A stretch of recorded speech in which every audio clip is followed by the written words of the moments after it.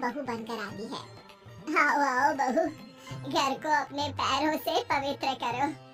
ममता घर की दहलीज पार कर ही रही होती है कि अचानक एक बहुत गंदी सी बात पूरे घर में फैल जाती है।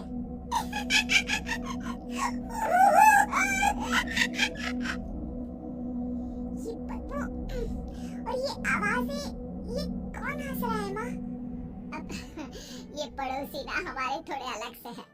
कहाँ हम शाकाहारी और ये मांस मच्छी खाने वाले। छोड़, तू ध्यान मत दे और गृह प्रवेश कर।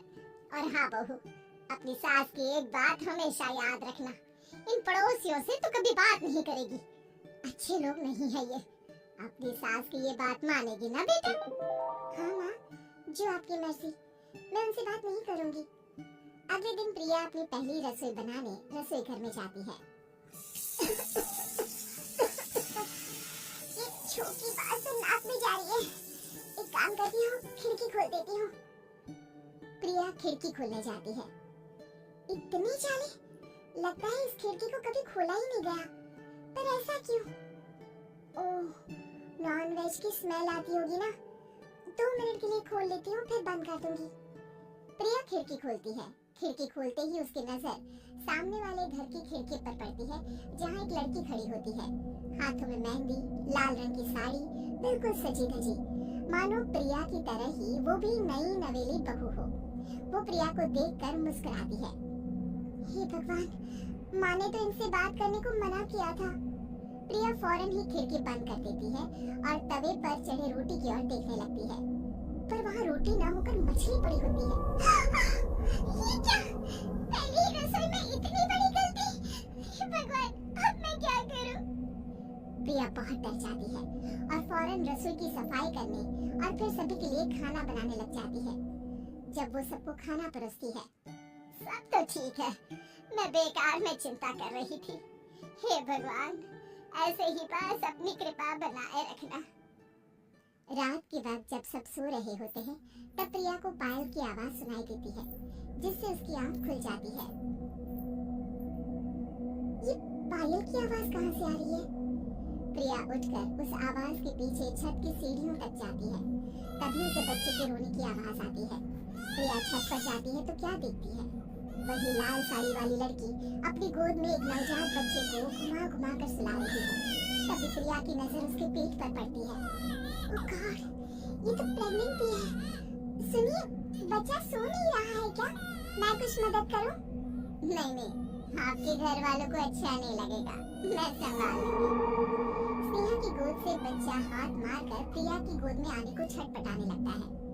दोनों घर अगल बगल में बने होने के कारण प्रिया उस बच्चे को गोद में ले लेती है। प्रिया के पास आते ही वो सो जाता है। बच्चे का वो स्पर्श रात भर प्रिया भूल नहीं पाती और अगली सुबह वो छत पर कपड़े सुखा रही होती है। तभी उसे एक औरत इशारा करके बुलाती है। स्नेहा कह रही थी बाबू तुम्हारी गोद में आते ही सो गया। मैं गौरी, स्नेहा की माँ हूँ। बहू, घर आना, बाबू को खिला भी लेना।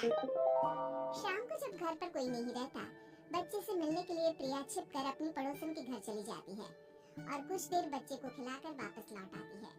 इसके कुछ दिन बाद ही प्रिया को पता चलता है कि वो माँ बनने वाली है। ममता की खुशी का ठिकाना नहीं रहता।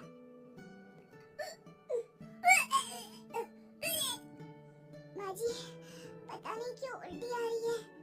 प्रिया भागती हुई वॉशरूम में जाती है तो हरे और लाल रंग की उल्टी करती है। उस उल्टी में से कीड़े निकलते हैं। ये क्या? खून और ये कीड़े! माँ! माँ!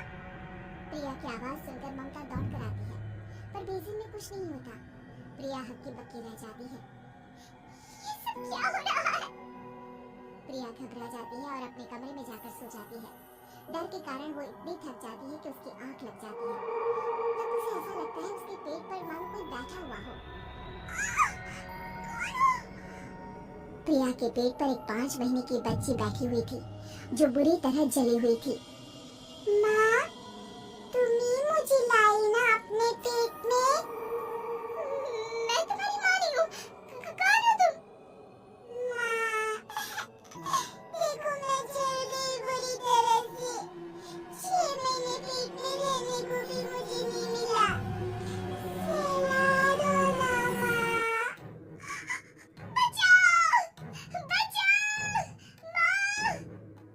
ममता दौड़कर कमरे में आती है। प्रिया की बातें सुनकर वो सब समझ जाती है। तू कहीं बगल वाले घर में तो नहीं जाकर आई ना बहू? मुझे माफ कर दो, मैं गई थी माँ। उस घर में सब मरे हुए हैं बहू। कई साल पहले स्नेहा उस घर में बहू बनकर आई थी। कुछ ही दिन में वो एक बच्चे को जन्म देने वाली थी। पूरा घर बच्चे के आने की खुशी में खोया था कि एक दिन अचानक उस घर में आग लग गई। सब बुरी तरह जलकर मर गए।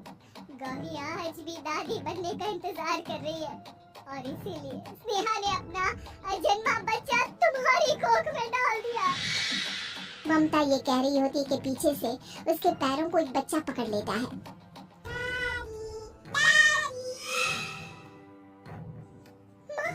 स्नेहा की गोद में यही बच्चा था। ये बच्चा कौन है फिर? तेरी मौत है।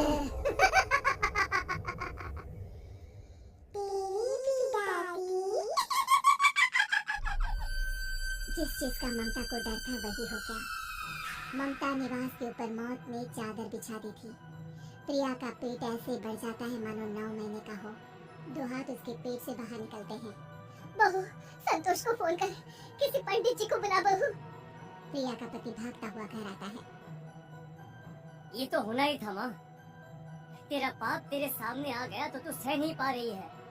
स्नेहा घर में आग लगी नहीं थी, माँ ने लगाई थी प्रॉपर्टी की लालच में। और वो बच्चा मेरी पहली पत्नी का बच्चा है, मेरा बेटा, जो कि उस आग की चपेट का शिकार हो गया था। मैंने तुमसे ये सब माँ के कहने पर छुपाया था।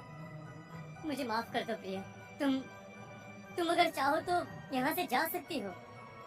मैं तुम्हें किसी भी बंधन में रखना नहीं चाहती। मेरी शादी हुई है आपसे, मैं आपको छोड़ नहीं सकती, पर उससे पहले हमें स्नेहा, उसकी माँ और बच्चे की आत्मा की शांति करवानी होगी। संतोष और ममता गौरी के घर जाते हैं। अंदर सब कुछ जला हुआ होता है। जमीन पर जली हुई लाशें बिखरी हुई थी। ममता रो रो कर अपनी करने की माफी गौरी से मांगती है। प्रिया स्नेहा के घर वालों का अंतिम संस्कार करवा देती है और ममता निवास